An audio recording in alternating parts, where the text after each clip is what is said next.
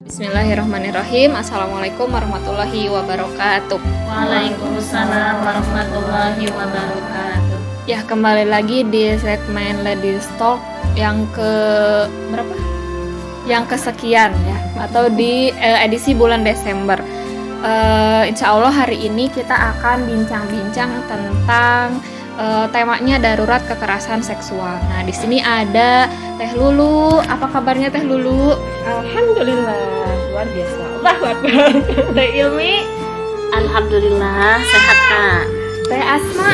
Alhamdulillah sehat. Teh Alfi. Alhamdulillah sehat. Teh Ersa. Alhamdulillah. Teh Kamila. Kemana Teh Kamila, nggak ada suaranya? Teh Caca. Alhamdulillah sehat. Ya, alhamdulillah sudah ada berapa orang? 7 orang ya di sini. Kita akan membahas tentang darurat kekerasan seksual yang mana akhir-akhir ini banyak banget berita-berita yang di sosmed itu tentang tadi kekerasan seksual. Nah, ngambil 3 berita ya dari kemarin itu. Ada berita pertama itu yang perempuan bunuh diri di makam ayahnya karena dihamili oleh salah satu aparat kepolisian katanya. Mereka belum menikah ya, istilahnya mah apa, hamidun ya, hamil di luar nikah gitu, hamil di luar nikah. Itu yang pertama, itu juga sempat ramai ya, sehingga si aparat polisinya ini dia dipenjarakan terakhir beritanya tuh. Terus berita yang kedua tuh hadir atau datang dari tetangga kita nih di Bandung, Cibiru ya kemarin teh. Ada berapa? 18 santriwati ya. 18 santriwati jadi korban pemerkosaan guru pesantren atau ustadznya katanya, 18 santriwati.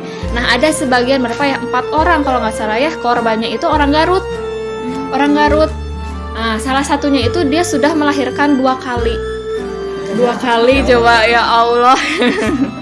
Nah, itu berita kedua. Dan ternyata usut punya usut, si pesantren ini itu pesantren Syiah. Nah, kalau Syiah kan biasanya ini tuh salah satu syariat katanya ya, nikah mut'ah ya. Nah, ini tuh. Nah, itu berita kedua. Nah, berita ketiga ini yang lagi hot di kalangan kampus. Ada mahasiswi mahasiswi Bali teh apa? Mahasiswi Udayana yang dia itu dia bunuh diri karena dia dilecehkan oleh salah seorang dosen. Dan sebelumnya juga ada kasus seorang mahasiswi di mana ya, yang dia tuh nggak jadi yudisium gara-gara dia melaporkan dosennya, yang mana dosennya ini melakukan pelecehan seksual terhadap si mahasiswi ini. Nah, itu beberapa berita mungkin terhangat kali ya di bulan November menuju Desember ini gitu kan ya, seputar kekerasan seksual, karena tema yang akan kita angkat itu ya tadi darurat kekerasan seksual, di mana ternyata korban kekerasan seksual ini adalah perempuan, kebanyakan perempuan. Nah, menurut teman-teman nih, dari ketiga fakta tadi atau mau menambahkan fakta juga boleh. Menurut teman-teman melihat fakta yang seperti tadi tuh bagaimana? Siapa dulu? Enggak, ada yang mau nambahin dulu fakta, misalkan di kampus saya, misalkan anak kampus.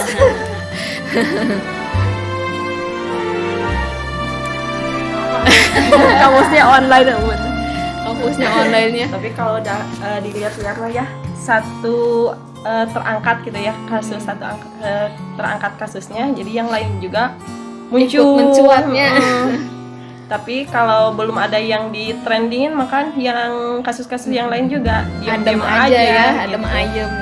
Tapi kalau udah ada yang di trendingin, baru yang lain juga ngerasa oh itu kalau dalam bahasa Sunda mah aya baturna yang senasib dengan kita gitu. Jadi ikutlah dilaporkan kah atau dimuatlah di di stasiun TV atau di surat kabar. Ya, sekarang tuh kita lebih up to date di medsos ya kalau buat berita. Kalau mungkin surat kabar, TV, telat berarti ya. Soalnya kan kalau medsos mah lebih mudah ya, maksudnya orang-orang kita tinggal bikin berita, share gitu kan ya, mau di Facebook, di Instagram, apalagi kalau ibu-ibunya aktif Facebook tuh apa-apa teh kayaknya orang tinggal heula di Facebook cina ya. Nah, untuk berita ini juga sama gitu ya, ternyata banyak banget kekerasan seksual, apalagi ya tadi ya berita-berita tentang kekerasan seksual ini terjadi baru-baru ini. Nggak baru-baru ini sih sebetulnya, tadi bener udah lama, cuman ya tadi baru terangkat hari ini gitu, ayeuna gitu. Nah, untuk fakta itu sendiri nih, ada yang mau nambahin nggak, misalkan di lingkungan sekitar atau dapat berita baru misalkan, atau misalkan menanggapinya saya mah asa miris gitu kan ya. boleh sok Abi.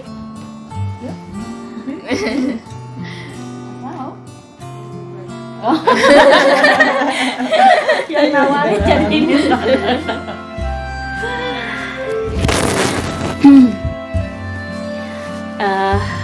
Memang ini ya miris sekali melihat ya fakta ya tadi ya Kakak Arif, fakta hari ini di mana kekerasan seksual itu kerap terjadi dan marak ya gitu ya, ada di mana-mana. Sebetulnya kan pelecehan seksual ataupun kekerasan seksual ini merupakan fenomena gunung es ya. Betul gitu kan. Jadi misalnya ada yang terlihat gitu ya ke permukaan publik gitu ya, atau yang terlihat ke permukaan publik ternyata itu di bawahnya itu, di belakangnya itu masih banyak gitu kan, seperti itu gitu. Nah, melihat kekerasan seksual ini memang ya kalaulah kita pandang gitu ya, kalau kita pandang, kalau dalam Islam kan pastinya jadi gini, kekerasan seksual gitu ya, ini kan biasanya banyak orang yang berpendapat bahwasannya wanita itu menjadi objek ya, menjadi objek dari kekerasan korban gitu ya, dari kekerasan seksual itu sendiri gitu. Padahal sebenarnya tidak hanya perempuan, laki-laki juga itu bisa menjadi objek juga gitu ya dari kekerasan seksual. Jadi laki-laki dan perempuan ini bisa menjadi objek dan juga dia itu bisa menjadi pelaku gitu ya dari melakukan kekerasan seksual itu. Nah, untuk kekerasan seksual ini memang kalau kita lihat ya di dalam Islam, maksudnya gini, karena gini di masyarakat yang ada sekarang gitu ya, mindsetnya yang ada itu adalah bahwa perempuan itu sebagai objek gitu ya. Makanya kan para kaum feminis itu mereka menginginkan gitu ya adanya kesetaraan antara laki-laki dengan perempuan. Artinya ketika membuat sebuah seperti yang terbaru permen ya, Permendikbud itu gitu ya, itu kan untuk mengatur ya gitu ya, untuk mengatur atau mencegah kekerasan seksual itu sendiri. Nah, akan tetapi itu kan ternyata bukan menjadi benar-benar mencegah gitu ya, benar mencegah, justru malah isi dari Permendikbud itu sendiri melegalkan gitu ya, melegalkan dari kekerasan seksual gitu ya. Nah, untuk kekerasan seksual sendiri ya dari Permendikbud itu sebetulnya kan masih samar. Apa sih yang disebut dengan kekerasan seksual?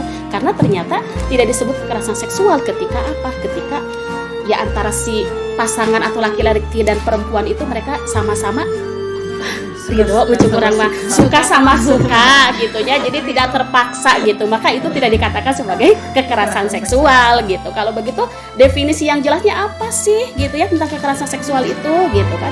Makanya dari masyarakat sendiri kan itu banyak yang mempertanyakan gitu ya terkait dengan itu gitu ya. Nah, kemudian kalau di dalam pandangan barat sendiri kan tadi ya bahwa wanita itu dianggap sebagai komoditas ya, komoditas atau pajangan. Nah, pajangan, kabayangnya pajangan gitu ya, pajangan. Maka tentu wanita itu ya tadi karena dia dianggap sebagai komoditas, ya akhirnya dia mencek urang mah. Apalagi ya dari wanita itu kan misalkan bisa dilihat dari sisi potensi wanita itu bisa menghasilkan duit misal. Gitu kan, itu kan selalu gitu ya. Kayak di iklan contoh iklan mobil, hubungan anak sareng istri naon eta mobil, iklan rokok hubungannya apa dengan perempuan gitu ya. Nah, balap motor itu selalu ada perempuan di sana gitu ya. Nah, itu kan memang memang kembali kepada ide ataupun cara pandang dari barat itu. Beda dengan Islam. Kalau Islam itu kan memandang ya wanita itu seperti apa? Sebagai sebuah kehormatan. Yang namanya kehormatan itu harus dijaga gitu ya, harus dijaga gitu. Jadi ya melihat fakta ya hari ini tentang kekerasan seksual ya memang ya sangat mengerikan gitu ya, dan sebetulnya ini memang banyak faktor lah gitu ya bisa terjadi kekerasan seksual ini gitu ya. Banyak faktor sebetulnya bisa terjadi gitu ya, bisa dari individunya itu sendiri gitu, misalnya dia membuka auratnya, memperlihatkan auratnya seperti itu, dan juga kita bisa lihat dari laki-lakinya ya, dari laki-lakinya itu sendiri gitu. Bahkan kan rame ya ada ya di medsos lah gitu kan yang mengatakan bahwasannya ya kalau si laki-lakinya pikirannya nggak mesum, nggak yang melihat perempuan itu sebagai ya dari sisi seksual saja gitu kan, ya intinya mah kan naon lah, misalkan perempuan dia misalkan taruh kata ya cuma pakai ya nggak menutup aurat gitu ya, tapi kalau laki-lakinya bener malah nggak akan lah gitu ya, dia itu menjadi sasaran gitu, seperti itu barangkali. Nyambung juga tuh teh, nyambung ke pertanyaan kemarin ada di Q&A IG-nya Yung Ngaji tuh. Ada yang nanya gimana nih gitu ketika tadi kan kata teteh yang tadi tuh nyambung pikiran laki-lakinya aja itu mah gitu kan ya. Nah ada statement salah satu oknum kali ya, bukan oknum atau ya orang gitu ya, salah satu pihak yang bilang udahlah jangan ngatur busana perempuan gitu. Toh yang diperkosa juga, yang menutup aurat juga dia diperkosa gitu kan ya, bukan hanya dia yang mengumbar auratnya saja gitu. Jadi jangan ngatur-ngatur bagaimana cara perempuan itu menutup aurat katanya gitu. Ya tadi ya itu video yang lumayan sih jadi panas nih ya. Jadi panas soalnya ya tadi yang ngobrolinnya itu salah satu orang yang dia selalu melecehkan Islam gitu. Nah itu statement seperti itu bagaimana tanggapan teteh? Jadi udahlah nggak usah ngatur-ngatur bagaimana perempuan itu menutup aurat gitu. Toh tadi dari dirinya suka-suka perempuan itu aja mau berpakaian seperti apa. Kembali lagi kepada tadi pikiran orang-orang masing-masing gitu. Kalau misalnya dia mesum, yang berarti pikirannya yang salah gitu. Itu bagaimana? Saksi apa? Asma? Boleh. Ya itu ya kemarin juga lihat gitu ya di TikTok katanya ganti kata didik anak perempuanmu jaga anak perempuanmu sama didik anak laki-lakimu gitu. Maksudnya anak laki-laki tuh jangan omes lah gitu ya, perempuan mah jadi ya udah terserah perempuan pakai baju kayak gimana gitu. Nah sebenarnya kenapa nggak dua-duanya aja gitu, dijaga yang perempuan, dididik juga yang laki-laki gitu. Soalnya kan dari kasus-kasus juga kesalahannya juga bisa dilihat salahnya di siapa gitu. Terus di Al-Quran sendiri juga di Quran surat An-Nur ayat 31 kalau nggak, yang perintah menundukkan pandangan gitu kan kepada kaum laki-laki. Terus Al-Hijr ya yang menutup aurat itu. Al-Ahzab Al-Ahzab ayat 9 yang memerintahkan kaum perempuan itu untuk menjulurkan jilbabnya gitu kan, menutupi auratnya gitu. Mungkin segitu. Iya. Jadi ya tadi ya sebetulnya mah bukan hanya satu individu laki-lakinya aja gitu ya, melainkan tadi harus dua-duanya, laki-lakinya dididik, perempuannya juga dijaga gitu. Nah fenomena hari ini ternyata dua laki-lakinya tidak terdidik mungkin ya. Belum terdidik, perempuannya juga dia tidak menjaga gitu, malah dia mengumbar gitu. Tadi yang namanya syahwat, yang namanya nafsu mah gitu ya, laki-laki meskipun tadi dia itu menutup aurat gitu, meskipun tadi dia hanya melihat tangannya saja tapi lentik, bagus, cantik, itu bakal muncul hasrat itu teh gitu, syahwat itu teh. Apalagi tadi yang terbuka gitu, yang terbuka mah sudah jelas gitu kan ya, laki-laki mana sih gitu, bukan hanya laki-laki, mungkin perempuannya sendiri temannya merenya asari sih gitunya ninggalinna gitu kan ya, aurat sesama perempuan gitu. Jadi sebetulnya bukan hanya satu pihak saja yang disalahkan gitu, tapi tadi keduanya yang harus dibenarkan gitu kan ya, diluruskan gitu. Karena kalau misalkan salah satunya saja, misalkan sekarang laki-lakinya saja dia yang dididik misalkan, tapi perempuannya dia tidak menjaganya, tetap saja kekerasan seksual itu akan terjadi gitu. Dan ya tadi kalau sebelum-sebelumnya kita pernah bahas yang kakak tuh baca artikel di Amerika tuh ada museum, di mana museum itu teh baju korban pelecehan seksual. Ternyata baju-bajunya itu enggak yang terbuka semua gitu, melainkan tadi yang dia itu korbannya polowan, korbannya itu dia biasa atasan bawahan gitu ya, menutup sebagian auratnya gitu kan ya. Ternyata tadi gitu, predator seksual itu tidak hanya melihat korbannya ini menutup aurat atau tidak gitu. Jadi ya sebetulnya mah tadi betul harus dididik dan juga dijaga gitu. Apalagi era hari ini gitu kan ya, yang hari ini mah mungkin tidak melihat secara langsung, tapi di sosmed wow gitu kan ya, berseliweran gitu kan ya. Kan kalau misalkan nggak sengaja kayak di FYP-nya IG kan buka aja, ini apa ini gitu kan ya. Sok ada wae nu araraneh gitu kan ya. Jadinya sebetulnya mah harus dijaga dua-duanya gitu ya, baik itu dari sepihak laki-laki maupun dari pihak perempuan. Nambahin boleh nggak? Ya boleh teh. Ya. Setuju ya dengan apa yang disampaikan Kak Karin, kemudian Teh Asma, bahwasannya ya harus dari individunya itu sendiri gitu ya, baik laki-laki atau perempuan, memang itu harus ada apa yang mencoba namanya ketakwaan kepada Allah gitu ya, seperti itu. Dari sisi individu ada penanaman akidah dalam dirinya. Nah di sini juga apa namanya, aku tuh sudah pakai kerudung gitu ya, sudah menutup aurat secara sempurna, tapi ternyata masih bisa terjadi. Nah tadi laki-laki juga kan bisa ya, apa namanya ya, dia ketika pandangannya atau pemahamannya itu bukan Islam ya, maka dia juga bisa melakukan kekerasan seksual itu sendiri. Dan di sini juga selain itu berarti faktor intern ya, internalnya gitu ya, ada pada individunya. Nah di sini juga tidak terlepas dari faktor eksternalnya, yaitu apa ya, sistem hari ini yang diterapkan gitu ya. Salah satunya itu adalah misalnya terkait dengan apa, dengan media hari ini gitu ya, dengan media penerangan gitu ya, atau dengan medsos hari ini. Bagaimana itu betul tadi berseliweran yang namanya film-film porno gitu ya, berseliweran yang namanya bacaan-bacaan yang memang itu yang mengarah kepada jinsiah gitu, seperti itu.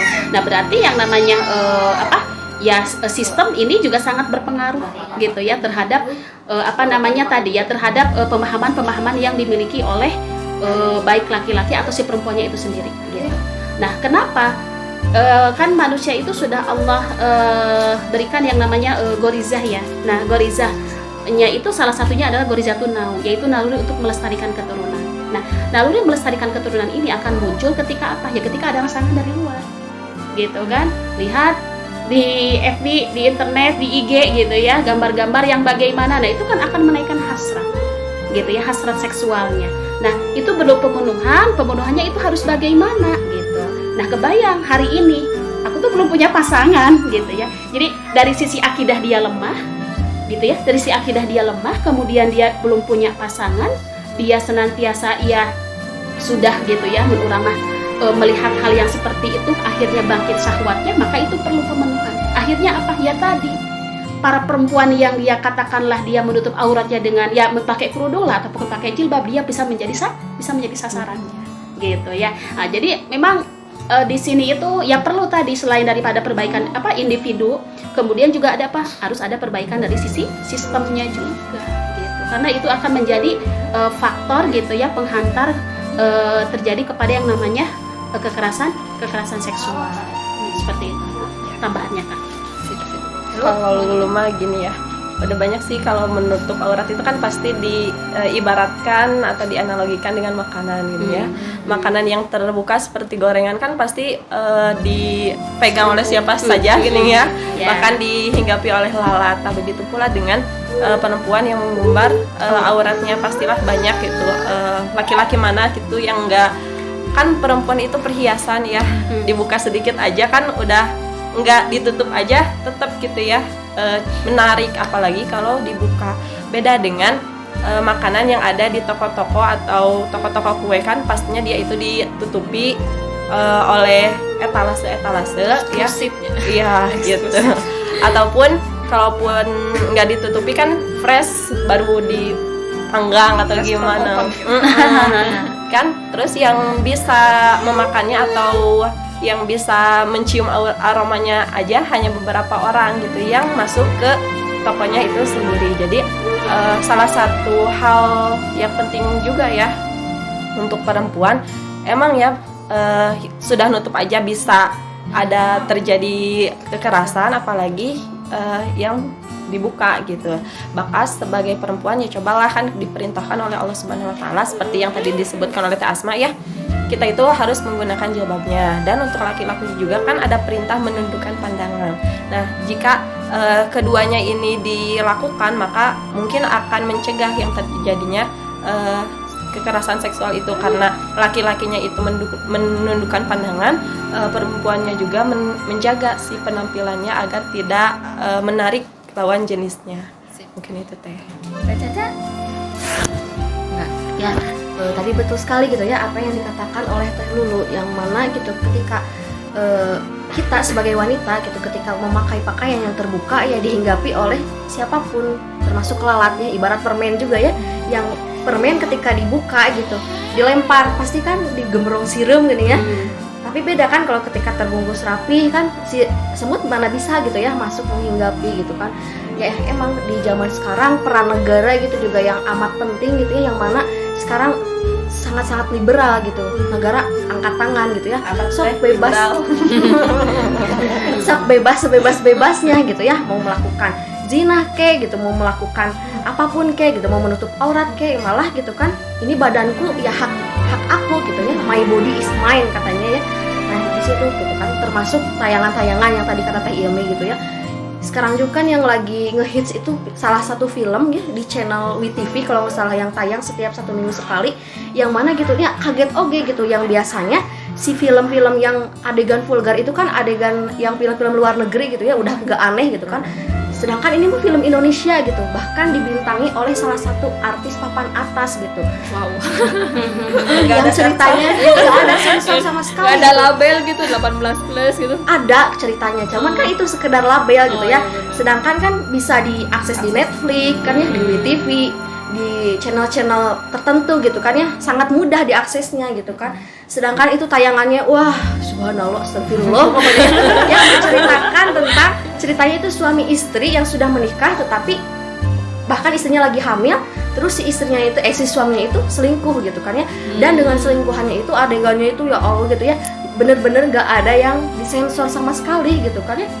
Ya Allah gitu, ini kan gimana kita apalagi kaum muda mau mencontoh gitu ya kan, toh gitu ya emang tayangan-tayangan itu sangat jelas gitu ya, dilihat bisa diakses dimanapun, dan bisa jadi itu sebagai pedoman gitu ya dalam pergaulan bebas atau dari suami istri gitu, yang apalagi yang tidak dilandasi oleh agama gitu ya, keimanan, yang mana oh geningan eta oge selingkuh kan enak, geningannya selingkuh misalkan bisa selingkuh dengan yang lebih cantik dan bisa gimana gitu kan. Nah itu udah ditontonan yang tidak terjaga gitu kan, yang akhirnya bisa menjerumuskan gitu kan orang-orang saat ini kepada hal kemaksiatan. Bisa jadi itu tata cara berselingkuh kali ya, Iya, film tersebut. berselingkuh. Iya gitu. Adegan-adegan yang wah gitu Iya gitu. nggak tertutup gitu, nggak ada yang disensor sama sekali gitu. Orang yang tadinya nggak kepikiran Iya, film itu jadi terinspirasi. Pikiran, ya, gitu. Ini kan tontonan itu adalah tuntunan gitu kan ya. Akhirnya misalnya tontonannya kayak gitu, berarti ya tadi mungkin orang kalau mau selingkuh teh kayak gini caranya, harus bikin dual akur misalkan ya atau lain-lain gitu kan ya. Bisa jadi itu jadi tata cara benar-benar. Jadi sebetulnya namanya tadinya memang hari ini tuh kalau disebut darurat banget gitu ya. Kalau misalnya disebut kalau COVID mah ini teh zona apa sekarang, zona hitam gitu ya untuk kekerasan seksual teh gitu ya, bukan zona merah lagi, sudah zona hitam gitu, sudah sudah darurat sekali gitu. Dan kalau misalkan lihat ke darurat ini, berarti kan tadi ya harus ada penanganan ya untuk menangani kedaruratan ini gitu. Sedangkan tadi gitu kata Teh Ilmi di awal tuh hari ini gitu ya ada permen ini bukannya manis gitu kan ya, tapi si permen ini malah menyakiti gitu ya. Banyak sekali ormas-ormas tadi dengan disahkannya Permendikbudristek ini gitu ya, yang nomor 3 tahun 2021 ini, ketika ini akan disahkan banyak sekali gitu ya ormas-ormas Islam yang menolak gitu ya. Menolak karena apa? Ternyata bukan melindungi gitu. Karena kan judulnya tuh pencegahan dan penanganan kekerasan seksual di perguruan tinggi. Ya, area pendidikan lah ya gitu kan ya, dimana area pendidikan ini adalah salah satu wadah utama untuk menghasilkan generasi-generasi cemerlang gitu kan ya. Nah, di Permendikbud ini gitu kan ya, itu kan tadi betul kata Teh Yumi, hanya dengan suka sama suka itu tidak disebut dengan kekerasan seksual atau pelecehan seksual gitu, dengan adanya permen ini gitu. Nah, kenapa sih pemerintah tuh membuat atau melegalisasikan permen ini gitu?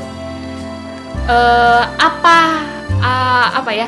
Ada apa gitu di balik permen ini gitu, sehingga pemerintah khususnya Menteri Pendidikan tuh buat permen ini gitu. Ya, so, enggak? Apa namanya? Ya sebelum ada yang Permendikbudristek nyebatna lumayan ya, nyebatna teh kedah rada lalauna asa nu ieu baca ngejanya jadi balelo gitu ya. Nah, Permendikbud ya itulah pokoknya ya, intinya untuk menekan ya dari kekerasan seksual itu gitu kan, seperti itu. Nah, sebelumnya juga kan ada ini ya, apa namanya, RUU PKS ya. Sebelumnya ada RUU PKS. Ya juga sama untuk melakukan digulirkannya atau diwacanakan atau adanya itu untuk menangani kekerasan seksual gitu. Nah, kan tetapi ternyata kalau dilihat itu kan tidak menyelesaikan gitu ya sampai kepada akar permasalahannya gitu ya. Menghilangkan atau bahkan mengurangi gitu ya dari kekerasan seksual itu gitu ya. Seperti demikian gitu ya. Kenapa? Ya karena kan tadi misal dari yang Permendikbudristek itu sendiri gitu ya. Oke, misalkan akan ditangani tentang kekerasan seksual. Akan tetapi untuk kejahatan seksualnya bagaimana? Misalkan dari Permendikbudristek itu gitu ya. Tadi kan ketika suka sama suka, maka itu ya tidak dikatakan sebagai kekerasan seksual.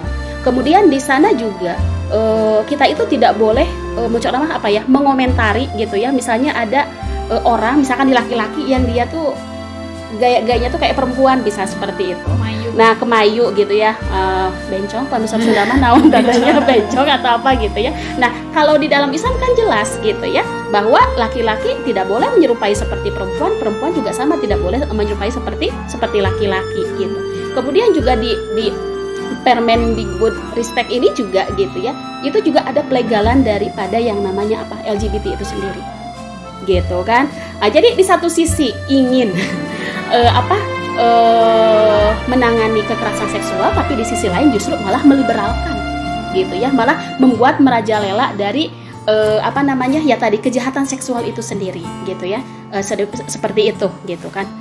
Nah, kemudian tentu gitu ya, karena kita sebagai tadi ya kembali ke pertanyaan Teh Ari, kenapa kok pemerintah itu ya memberikan ingin memberikan penanganan, tapi ternyata penanganannya justru malah tidak tuntas gitu ya. Nah, sebenarnya ini kembali kepada cara pandang. Nah, balik ya ke situ, kepada cara pandang yang dimiliki ya oleh pemerintah itu sendiri gitu ya, atau orang-orang saat ini. Cara pandangnya apa? Yalah kapitalis. Cara pandangnya adalah apa? Ya barat. Di mana barat itu memandang bahwa perempuan itu seperti pajangan atau seperti benda gitu. Itu. Jadi ketika memandang wanita itu seperti benda, seperti tadi ya pajangan, ya maka tentu solusi yang akan diberikan itu gitu kan adalah solusi-solusi yang tidak akan mengentaskan kepada kekerasan seksual itu sendiri, seperti itu kan. Makanya ya nggak apa-apa lah, kita perempuan bebas mau pakai baju apa saja juga, mau terbuka atau enggak, nu penting mah eta tah pikiran si pamegeteh ulah sok ngeres gitu kan, kayak gitu kan, misalnya ulah sok ngeres gitu. Tapi kan coba kalau kita lihat bagaimana fitrah seorang manusia, misalkan contoh laki-laki, ketika dia betul tadi dikatakan teh lulu, atos dibungkus wae, abi teh gaduh pais lauk, atos dibungkus ku daun, gitu ya, seperti itu, ditaruh di meja makan, gitu ya, ditutup, tah, aya si kucing, misalnya kan ngambeknya, gitu ya, itu wangi ya, sengit ya, padahal geus tutupan gitu. Kabayang lamun ayeuna dibuka eta pais di antara meja makan, dibuka langsung di naonnya, langsung di apa? Langsung disantap gitu ya. Langsung dilahap gitu, seperti itu. Nah, jadi tadi kembali gitu ya, yang apa namanya, kenapa kok pemerintah mengambil solusi yang demikian? Karena cara pandangnya itu adalah cara pandang barat, liberal gitu. Tentu kan berbeda ya dengan Islam. Kalau Islam itu memandang bahwa perempuan itu sebagai kehormatan. Yang namanya kehormatan berarti itu harus senantiasa dijaga, gitu ya. Harus senantiasa dijaga, gitu ya. Dimana di dalam Islam itu kan dalam penanganan ya daripada kekerasan seksual itu pasti dibutuhkan yang namanya pencegahan yang sifatnya kuratif ataupun yang preventif, gitu ya. Yang sifatnya preventif, pencegahan. Nah, salah satunya kan tadi ya dengan misalnya kita itu harus memandang ya, mengubah ya pandangan individu ataupun masyarakat hari ini. Tadi pandangan tentang apa ya? Pandangan tentang si perempuan itu sendiri. Bahwa Allah menciptakan laki-laki dan perempuan itu adalah untuk beribadah kepada Allah. Posisinya itu sama di hadapan Allah, yang dilihat adalah ketakwaannya. Gitu ya, itu yang dilihat. Kemudian juga apalagi? Bahwasannya laki-laki dengan Allah menciptakan laki-laki dengan perempuan itu untuk apa? Untuk saling ta'awun. Saling tolong menolong, gitu ya. Bukan hanya semata-mata ninggalna teh si perempuan teh hanya untuk pemuas seksual saja gitu. Tidak seperti itu. Kalau barat iya demikian, tapi kalau Islam tidak demikian, gitu ya. Nah, kemudian ketika ada ketertarikan antara laki-laki dengan perempuan, itu kan harus dipenuhi. Di dalam Islam bagaimana solusinya? Ya menikah kan. Kalau dalam Islam itu caranya adalah menikah, gitu ya, kalau dalam Islam. Jadi yang pertama tadi harus ada perubahan pandangan daripada individu ataupun di tengah-tengah masyarakat terkait dengan wanita itu seperti apa Islam memandangnya, itu gitu ya. Jadi jangan lagi dijadikan bahwa pandangan itu wanita itu objek pajangan, gitu ya. Biarlah bergilir di kumaha istri eta mah kedah gitu kan, tidak seperti itu, gitu ya. Nah, kemudian yang kedua, ini juga harus ada yang namanya harus ada sistem kontrol sosial di tengah-tengah masyarakat. Artinya apa? Ya harus ada yang namanya amar ma'ruf nahi munkar, gitu ya, di tengah-tengah masyarakat itu. Jadi masyarakat tuh ketika melihat ada kemaksiatan, gitu ya, mereka tuh reaktif gitu. Aya naon ya, kunaon eta teh. Nah, gitu ya. Jadi akhirnya apa ya? Mereka akan menasehati, gitu ya, tidak akan berdiam diri. Kalau hari ini kan geus cempe. Nu penting mah ulah urang, ulah keluarga urang, aya nama keun bae, gitu kan. Tetangga seueur nu zinahna untuk dilahimin dari misal seperti udah EGP emang gue pikirin, gitu ya. Ya itulah memang gitu ya, produk daripada kapitalis hari ini ya begitu. Agama itu ditiadakan gitu. Atos we agama mah dianggena netepan pakai aturan agama. Bade nikahnya gitu ya masih aya gitu ya, rukun nikah dan lain semacamnya gitu ya masih pakai gitu.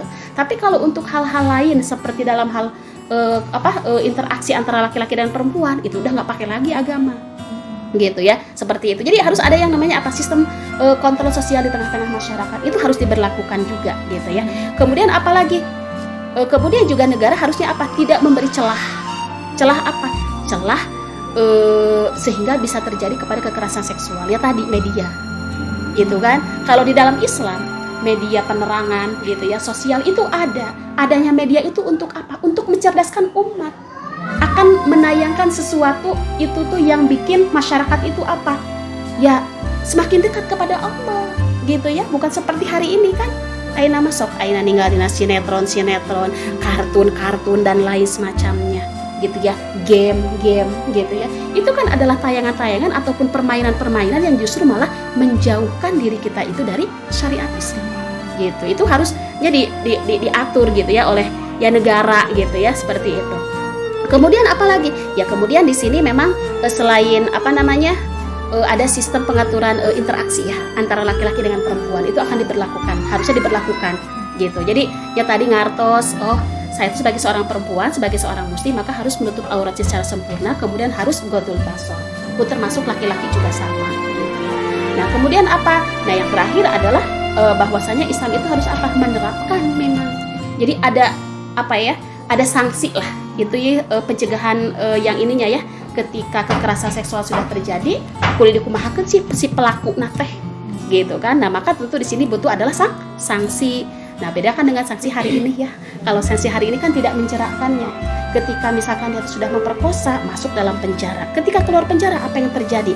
Dia itu justru malah lebih lihai. Jadi bisa membunuh. Jadi pahlawan Nah, yang waktu gitu. kemarin Wah, itu. bener. Dikalungin, Iya, gitu kan, yang dikasih diarak, kalung. Nah, gitu ya. gitu kan, seperti itu, gitu kan. Ya harusnya kan tidak ya. Kalau di dalam Islam kan jelas bagaimana ketika ada orang yang melakukan zina, misalnya dia itu adalah laki-laki perempuan sama-sama belum menikah, bagaimana, gitu kan? Itu adalah dicambuk 100 kali cambukan kemudian diasingkan. Kalau dia posisinya sudah menikah, gitu ya, zinah muhsan, bagaimana posisinya ya? Maka dia itu adalah dirajam sampai meninggal. Itu di dalam Islam jelas gitu. Jadi adanya Islam interaksi sistem sosial itu diberlakukan di dalam Islam, kemudian sistem penerangan diberlakukan di dalam Islam dan lain semacamnya hanya dalam Islam. Jadi nggak mungkin lah nama gitu ya, tidak akan mungkin. Jadi solusi yang diberikannya juga ya tadi seperti Permendikbudristek itu salah satunya, dia tidak akan memecahkan gitu ya sampai kepada akarnya gitu. Itu barangkali ya yang latar belakangnya tuh ya cara pandangnya kakak, cara pandangnya itu bukan Islam yang dimiliki oleh yang pemerintah negara hari ini gitu, tapi cara pandang liberal.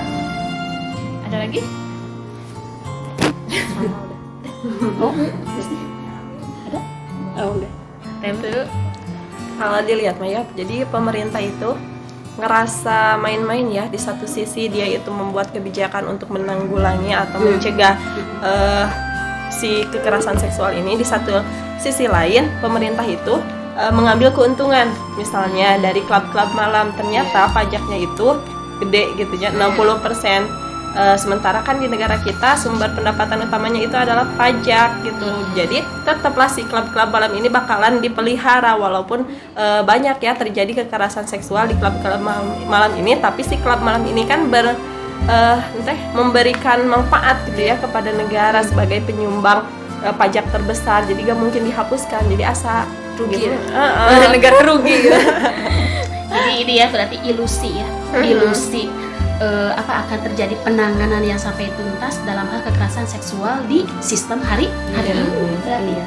Sebetulnya mah iya, sebetulnya kedaruratan hari itu tidak akan ditanggulangi oleh pemerintah sebetulnya. Bukan tidak akan, mereka seolah-olah menanggulangi, padahal tadi gitu mereka merusak sendiri gitu tadi. Karena ternyata misalkan diusut tuntas klub malam itu, misalnya kemaksiatan itu kan kebanyakan di klub malam, kekerasan seksual, pelecehan seksual gitu. Kalau misalkan tadi dia nggak suka dengan orang tadi, misalkan namanya orang mabok gitu kan ya, ketika misalkan rangkul, seenaknya rangkul terus dia nggak suka, bisa dikategorikan pelecehan seksual kan, karena dia tidak suka gitu.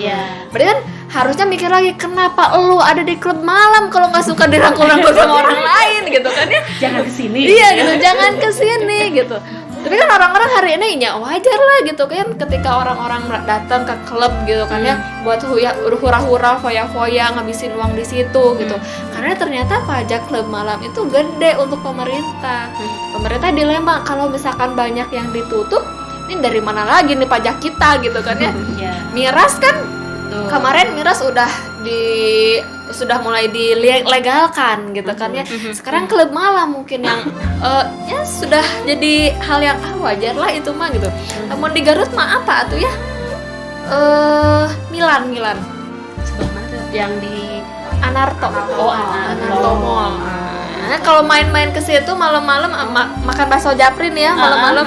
Nah, pasti aja datang atau dapat aja ketahuan orang-orang yang gitu lah. Pantesan ya kalau lewat itu ya, lewat jalannya bukan masuk ke sininya itu. Suka banyak motor yang berjeng-jengan di situ. Itu tempat apa? Nah, itu nggak tahu ternyata kalau itu tempat. Ini di Garut, yang mana Garutnya kita tahu ini kan kota santri ya dulu tuh label Garutnya. Ternyata ayah geningnya di kota santri itu gitu gitu kan. Seperti itu. Terus gini sih, sebetulnya ada teman kakak, dia mahasiswi UGM. Nah, dia mengkritisi nih, dia mendukung sekali si permen ini. Mendukung sekali, kata dia, siapa lagi tuh yang mau melindungi kita para mahasiswi dari pelecehan seksual kalau bukan permen ini, katanya kayak gitu. Iya. Ini di kalangan mahasiswi yang ya intelektual lah ya, yang dia itu pemikirnya pasti kritis gitu. Nah, ketika banyak mahasiswa yang dia itu setuju dengan permen ini, berarti dia setuju untuk melegalkan perzinahan gitu kan ya. Karena mungkin tadi tidak teramati itu bahasa-bahasa atau kata-kata ketika salah satunya itu apa sih kalau di redaksinya teh di permen teh kan kalau suka sama suka mah itu bahasa mudah kita dipahaminya ya. Kalau bahasa si permennya itu ketika tadi saling diizinkan gitu kan ya, berarti tidak jadi masalah, bukan menjadi kekerasan seksual gitu kan ya. Tapi kalau misalkan tadi ada salah satunya tidak suka atau tidak diizinkan, nah baru itu masuknya ke kekerasan seksual ini gitu. Dan visinya Bapak Menteri sekarang gitu kan ya, yang Bapak Ojol ini gitu, dia punya visi untuk punya ini pendidikan yang berhak asasi manusia. Jadi semua siswa gitu, semua pelajar itu punya hak gitu, punya hak atas dirinya. Jadi tadi wajar kalau misalkan ini disahkan, karena kata dia tadi siswa itu terserah mereka gitu mau seperti apa. Kalau menteri sebelumnya mah dia mah pengen punya pendidikan berkarakter gitu kan ya, khasnya teh gitu. Makanya masih ada tuh mata pelajaran agama kan 2 jam seminggu oge lumayan gitu. Nah, ayeuna mah kan sudah mulai belajar teh kan full katanya teh kan gitu. Itu dari si mahasiswa ini yang dia itu setuju dengan permen ini gitu. Nah, untuk mengkanter orang-orang yang menurut dia, oh iya setuju deh, saya mah bagus nih mencegah, menangani kok gitu. Itu kayak gimana? Karena tadi kalau tadi kata Teh Ilmi, pemerintah, menteri dan juga lingkungan tuh harus diubah dulu pola pikirnya, betul gitu. Cuman ya tadi masyarakat kita tuh ngeyel kayaknya ya. Mungkin ada sebagian orang yang nggak tahu. Sampai pernah ada dosen kakak waktu di kuliah tuh kan kakak ngobrol, ibunya bilang gini, kak gimana nih udah tahu belum tentang permen ini, katanya. Mana ibu, saya mah baru tahu dan baru baca. Dan kata ibunya, ini tuh udah mau disahkan, katanya gitu. Oh gitu bu, coba ditelaah lagi. Nah ini kan terpaksa untuk membaca dan menelaah gitu. Dan kata si ibunya, ini nggak semua dosen tahu permen ini. Di kampus kakaknya semua dosen nggak tahu permen ini dan mereka acuh. Dan pas ada kejadian di kampus itu teh, jadi ada 5 mahasiswa kalau nggak salah ini dikeluarkan. Mahasiswa kakak tuh mahasiswa kebidanan ya, dikeluarkan karena apa? Open BO. 5 anehnya itu mana nak? Dikeluarkan katanya Masih teh. jadi mahasiswa saat ini atau Masih jadi mahasiswa tingkat 2 asal. Open BO katanya teh. Kaget kan, Kaprodi tuh kaget, ini kenapa nih ada mahasiswa seperti ini gitu.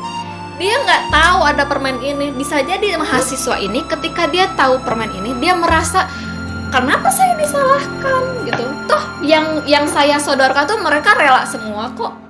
Mereka mau semua kok gitu. Kenapa saya harus disalahkan? Kenapa saya harus dikeluarkan dari institusi? Berarti kan ya kalau dia tahu permen ini. Untungnya mahasiswanya nggak tahu, mahasiswanya nggak tahu gitu. Berarti kan di sini harus dari segi pendidikan gitu ya, instansi pendidikan, dia harus mencari undang-undang yang lain ketika ada mahasiswa yang menyangkal dengan permen ini, menjadikan permen ini senjata perlindungan untuk dirinya. Jadi misalkan kamu terjerat, kenapa kamu dikeluarkan karena kamu melanggar undang-undang IT misalkan. Kan bisa jadi dari situ. Jadi sebenarnya hari ini tuh ya tadi harus pintar kitanya ya. Berarti ngapalkan undang-undang, bukan ngapal ya tuh, memahami undang-undang yang ada sekarang tuh. Tadi karena orang-orang yang seperti itu bisa jadi tadi ini tuh senjata makan tuan untuk mereka, senjata mereka untuk menyerang balik kita gitu ketika hak mereka terusik gitu. Jadi kemarin tuh dosen kakak tuh bilang ini udah miris nih kampus Garut katanya tuh gitu. Oh gitu ya Bu, kirain ada di kota gede. Ini di Garut, Arin kata. Ketahuan Oh, gimana? gitu. Ketahuan karena dia nyebar apa? Foto. Terus ada mahasiswa temennya ini yang laporin juga. Dan tadi dosen-dosen di kampus tuh nggak tahu, dikasih kan sama dosen kakak teh. Nih ibu-ibu dibaca gitu. Ah naon sih? Itu weh. Padahal tadi ketika ini sudah disahkan hari ini bisa jadi senjata untuk menyerang balik kita kan? Kenapa Bu saya dikeluarkan? Kan saya nggak salah apa-apa misalkan itu kan? Nah, itu sebetulnya. Jadinya tadi itu di kalangan pendidikan meren ya. Iya. Apalagi di kalangan luar yang lebih ganas gitu ya. Itu tuh kalangan kota kecil gitu ya. Iya, Garut loh, Garut. Belum kota-kota gede lainnya ya Allah. Kota-kota gede lainnya lebih Kayak suka ada parah. istilah ayam kampus gitu. Ayam kampus bener. Atau bunga kampus ini. Iya, iya. Karena ya tadi gitu mereka tuh menarik perhatian gitu. Itu sebetulnya tampihan meren ya. Dari yang lain ada untuk analisa tadi masalah-masalah tentang kekerasan seksual hari ini. Selain dari tadi pemikirannya, cara pandang pikirannya yang harus dirubah gitu. Ada lagi yang lain teh? Lalu mau nanya pendapat teteh-tetehnya. Boleh kan gini, kan tadi Teh Hilmi nyebutin bahwa kalau si pelaku zina itu kan dirajam kalau udah nikah atau dicambuk kalau belum nikah lalu diasingkan. Nah kalau untuk si korbannya itu bagaimana gitu Teh? Soalnya kan kadang ada juga ya korban yang dulunya korban tapi tahun-tahun berikutnya jadi karena kan dia tuh ngerasa sakit hati biar orang lain juga ngerasain apa yang dia rasain atau gimana. Nah kalau di dalam Islam sendiri bagaimana sih penanganan untuk si korban pelecehan itu sendiri? Kan pastinya ada trauma-trauma ya yang mungkin nggak bisa dilupain dalam waktu 1-2 tahun, pasti bakalan membekas kesan kan di pikirannya. Menurut teteh bagaimana sih untuk itunya gitu? Menyelesaikan masalah traumatis ya. Karena ya banyak soalnya kejadian yang pedofil itu gening teh yang di Cigedug waktu itu pernah sempat ramai gening kan. Cigedug kasus pedofil mah banyak. Nah ternyata usut si pelaku awal itu dia korban pedofil juga dulunya. Itu dulu teh. Jadi ya emang jadi perhatian juga nih yang jadi pelaku nih, apakah dia punya tadi ya traumatis masa lalu gitu kan ya, atau memang dia punya masalah-masalah psikis yang ada error gitu. Nah gimana sob? Mangga dari siapa dulu? Main dulu. Elvi bersuara. Belum. Teh Caca? Siapa dulu? Hilmi dulu. Penanganan ya. Iya penanganan untuk korban. Penanganan untuk korban. Kumaha teh ya penanganan untuk korban? Kalau dalam Islam meren bisa jadi direhabilitasi teh. Rehabilitasi kayak kan orang yang kayak kecanduan kayak itu kan hari ini kan direhabilitasi. Bisa juga yang itu yang korban. Jadi pelaku jadi korban juga dia direhabilitasi, didampingi karena mungkin yang namanya trauma ya saya nggak akan sembuh 1-2 tahun, terus pasti dia akan ketakutan, misalkan dia takut dengan lawan jenis misalkan, atau dia takut ada dalam gelap misal, itu kan harus direhabilitasi, di pendekatan secara psikis juga kayak gitu deh. Ya lebih kepada pendekatan psikis ya. Psikis dan juga Ya, ruhiyah ruhiyah ya. ruhiyah karena kalau terus-terusan trauma ya mau kapan move on dan mau bagaimana dia menjalani ibadah selanjutnya gitu. Karena pasti akan ada rasa ini teh kalau korban tuh saya tuh udah rusak gitu kan ya. Sudah rusak, sudah nggak bisa apa-apa gitu. Padahal kan kalau misalnya tadi disentil kepercayaan dirinya, kamu tuh pasti bisa, kamu harus bangkit gitu. Insya Allah bisa untuk move on gitu ya. Iya. Gitu. Kalau kakak pernah belajar hipnoterapi tuh orang pasti akan dihipnosis dulu kan, dihipnosis dulu, terus dia keluarin dulu unek-unek sok apa yang kamu rasakan, apa yang jadi masalah. Nah baru dari situ dikasih motivasi, dikasih sugesti positif gitu. Itu untuk hipnoterapi mungkin. Maksudnya untuk pendekatan secara psikisnya. Kalau dalam daulah juga sepertinya gitu akan rehabilitasi juga gitu. Jadi negara juga harus menyiapkan ya orang-orang yang bisa membantu si korban itu untuk kembali lagi ya. Harus juga menyiapkan dananya. Kalau dana untuk di daulah mungkin nggak akan seketeteran hari ini ya. Susah ya, nggak akan Sesusah hari ini gitu. Karena di RSJ sendiri, kenapa banyak orang gila yang dibuang? Pernah nggak sih, maksudnya ayah satu hari teh, nah di ditu teh tedamang, di dia gini asap seger gitu nu tedamang malam itu kan sama terus dikeluarin diturunin senang. Ya tadi gitu, karena banyak keluarga mereka yang tidak sanggup untuk membayar tadi uang perawatan. Karena kalau psikologis mah harus terus rutin gitu. Terus dicari pemicunya apa. Kalau misalkan udah dapat nih pemicunya, itu yang harus dituntaskan. Kalau misalkan dia akan ketemu lagi, dia akan jadi lagi akan kambuh lagi si sakitnya. Harus per orang lagi juga ya. Nggak bisa. Itu masalah psikis karunyanya tuh. Karena kadang banyak orang yang fokusnya ke si pelaku ya, tapi si korbannya itu nggak dipikirin gitu. Kayak yang kemarin di apa sih yang baru keluar itu SJ yang dia juga pedofil kan. Apa nggak takut apa korbannya ketika lihat dia gitu.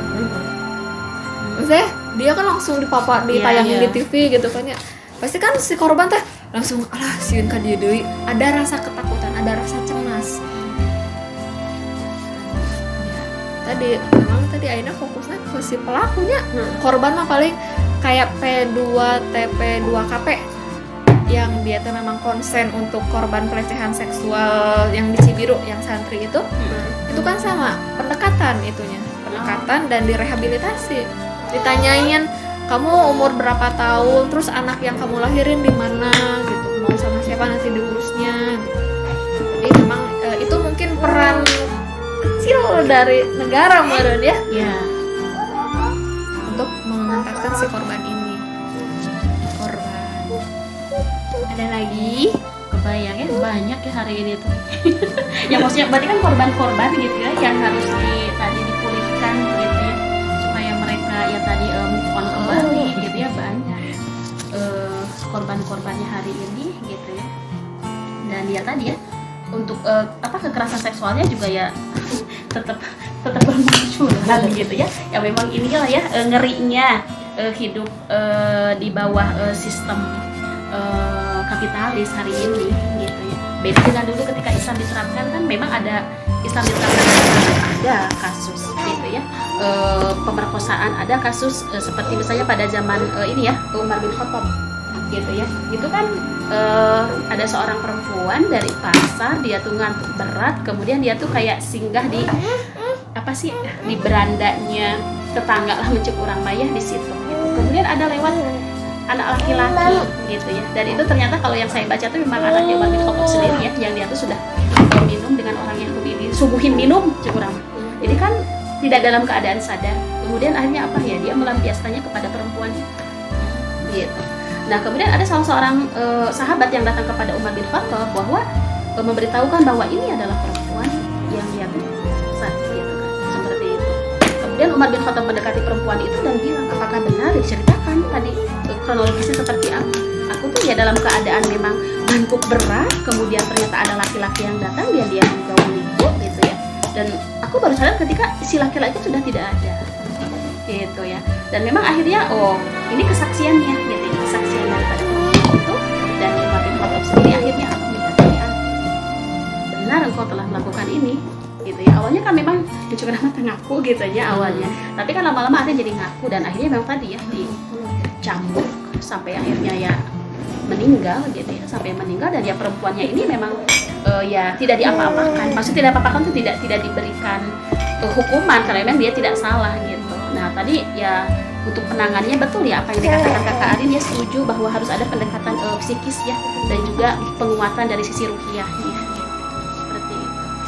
Jadi hanya ratusan gitu ya kalau dulu mah tindak kejahatan itu gitu ya. Sekarang coba di Jutaan Garut ada berapa, di Bandung dan lain sebagainya udah banyak sekarang. Tapi tadi untuk hukuman adil ya, Oh, meskipun adil. itu anaknya Umar gitu. Adil. Hari Aina mah kan anak pejabat, kasih berapa juga udah lolos aja, Ya nggak usah udah, penjara. enggak kalau kayak karena tadi ya, Iya. karena aturan yang diterapkan adalah Islam gitu kan, nggak ada kepentingan di situ.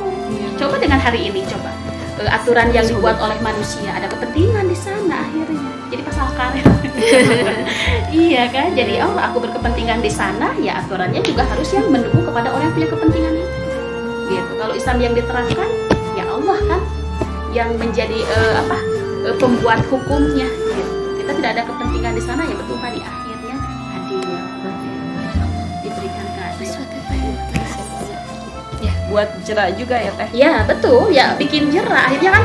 Jadi mikir beberapa kali ya, berjuta-juta kali barangkali ya orang untuk melakukan kejahatan seksual itu gitu. Karena jerah, kebayang kayak misalkan seperti dicambuk itu di depan umum itu. Gitu ya, dirajam itu akan dilihat oleh publik gitu kan. Semua nama sayanya media merenya gitu ya, untuk ini setempat Live misalkan streaming. Live stream. ini nih gitu ya, bagi pelaku yang Hukuman, melakukan bagi- yang melakukan kekerasan seksual misalnya terlihat gitu kan, ya dihukumkan gitu ya, kemudian juga kitanya dapat sanksi seperti itu, nyawa bisa hilang kalau dirajam ya kan, demikian Islam gitu ya. Makanya kan Islam itu rahmatan lil alamin ya gitu, untuk seluruh alam gitu ya. Sip. Ya, masuk ke selanjutnya mungkin solusi kali ya Teh. Solusi nih buat darurat seksual ini. Karena ini sudah darurat, sudah warning nih, harus ada solusi yang bisa menuntaskan, menyelesaikan sampai akar-akarnya. Solusinya gimana Teh lu? Kalau untuk pribadi mah ya tadi mungkin ya kaji lagi Islam seperti apa, karena Islam juga kan ngejaga setiap individunya. Kalau untuk perempuan itu ya tutup auratnya gitu ya, jaga pandangannya. Laki-laki juga kan ada perintah untuk menjaga pandangannya. Jadi semua untuk individu mah mungkin itu ya, kaji lagi Islam, amalkan apa yang Islam ajarkan. Itu mungkin itu kalau individu. Solusi jangka pendek ya untuk individunya ya. Karena tadi kan kekerasan seksual itu tidak hanya karena individunya kan, tetapi ada faktor lain ya, eksternal gitu, yaitu apa tadi diberlakukannya sistem yang mendukung gitu ya, yaitu sistem Islam. Nah berarti ini sebagai jangka panjang. Nah berarti di sini memang harus ada perjuangan gitu ya, perjuangan dari kita untuk bisa mewujudkan sebuah sistem di mana sistem tersebut itu yang akan menerapkan Islam itu secara kafah gitu ya. Berarti apa ya, kita lah sebagai para pengemban dakwah gitu ya, untuk apa? Untuk mendakwahkan Islam ke tengah-tengah masyarakat gitu. Bahwa nggak mungkin gitu ya, media penerangan ataupun media sosial hari ini itu tidak akan memberikan tontonan-tontonan yang tidak layak, yang porno gitu ya, kayak gitu, jikalau itu bukan sistem Islam gitu. Berarti tadi jangka pendeknya adalah ya kita harus membentengi diri dengan akidah Islam, kita harus memahami Islam secara kafah. Kemudian juga jangka panjangnya adalah apa? Kita harus mendakwakan Islam ke tengah-tengah masyarakat, kemudian nanti agar bisa syariat Islam itu diterapkan lewat daulah khilafah. Teh Asma, Teh Alfi.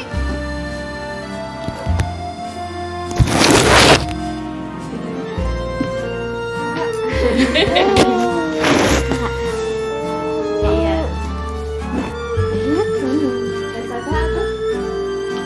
Kayaknya tadi udah yang mata ini udah dipayu sudah.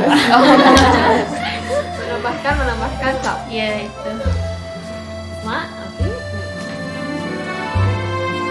Nah, Teh Alfi nih. Ada Alfi. Ada komen-komen. Udah cukup ada. Tadi coba beda sekali kayu. So, Kak, Teh. Coba ini apa ya? Oh iya. Tadi ya, jadi betul harus diterapkannya sistem Islam di tengah-tengah masyarakat, berarti harus ada dakwah gitu ya dari kita. Kenapa? Karena tadi ya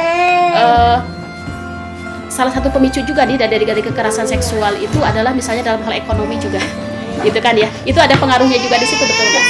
Ya ada pengaruhnya juga di sana kan. Kayak misalnya kayak misal perempuan kayak sekarang itu kan memang digiring untuk keluar rumah ya, perempuan itu gitu kan. Nah banyak juga kan para perempuan yang mereka itu dilecehkan juga di tempat-tempat kerja gitu ya, demikian gitu. Maka memang kalau dalam Islam juga nanti akan ada penjaminan ekonomi gitu ya, bagi siapa ya, bagi para perempuan lewat siapa, siapa ya, para suaminya gitu kan, yang nanti akan memberikan nafkahnya gitu. Ya paling itu sih teh kakak Arin ya untuk solusinya dalam Islam, solusi ya untuk kalau dari sisi individu tadi ya membentengi diri dengan akidah Islam, kemudian dari ya solusi untuk bisa menerapkan secara tuntasnya ya dengan diterapkan syariat Islam ya. Jadi itu teh tadi juga teteh nyebutnya Kontrol masyarakat. nah iya betul, berarti harus ada apa, ketakwaan individu, ada kontrol masyarakat, artinya apa, ada amar ma'ruf nahi mungkar ya di tengah-tengah masyarakat. Bagaimana caranya supaya masyarakat itu bisa ada amar ma'ruf gitu ya di masyarakat ketika melihat kemaksiatan ya, maka memang di sini perlu ada yang namanya dakwah gitu, supaya masyarakat itu paham dengan Islam dan akhirnya nanti ada penerapan syariat Islam oleh negara. 3 pilar berarti ya. Gitu ya.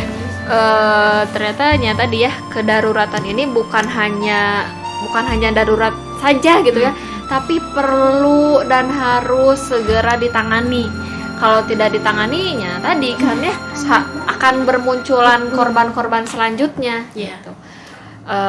Ya itu mungkin untuk Ladies Talk kita hari ini gitu kan ya, edisi Desember. Mudah-mudahan banyak teman-teman yang tercerahkan ya dengan mendengarkannya podcast kita di edisi Ladies Talk Desember ini tentang darurat kekerasan seksual. Ini wajib didengerin sih sebenarnya. perlu banget ya. Iya banget, harus banget, dan jangan lupa like, comment, dan subscribe. Ya, itu mungkin ya dari kita hari ini. Mudah-mudahan kita bisa bertemu kembali ya di segmen Ladies Talk selanjutnya. tahun baru. Oh iya benar, tahun baru. Tahun baru 2022. Happy New Year. Ya, kita cukupkan saja Ladies Talk kita hari ini. Kita tutup dengan baca hamdalah, istighfar, dan doa kifaratul majelis. Alhamdulillahirabbil alamin, astagfirullahalazim, astagfirullahalazim, astagfirullahalazim. Subhanaka Allahumma bihamdika, asyhadu an la ilaha illa anta, astaghfiruka wa atubu ilaik. Billahi taufiq wal hidayah. Wassalamualaikum warahmatullahi wabarakatuh. Waalaikumsalam warahmatullahi wabarakatuh.